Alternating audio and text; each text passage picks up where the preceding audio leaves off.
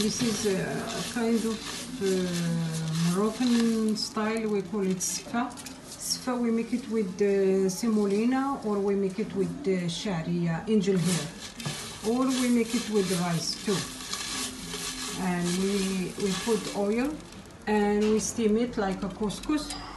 We steam it, see the steam pot, we steam it, and we make it 3 times like this. After this, then she's gonna put the water on it. Inshallah. Today, follow me, we have all kind of fun and cooking stuff, style stuff for occasion. Follow me inshallah. هذه غادي نديرو السفة ديال الشعريه، كندهنوها بالزيت ونخليوها تدير. غنديرو السفة بريستيج من غير لحم، من غير كدا. هذه أكلة مغربية بنعملها يعني في المناسبات وغير المناسبات، حتى في العشاء.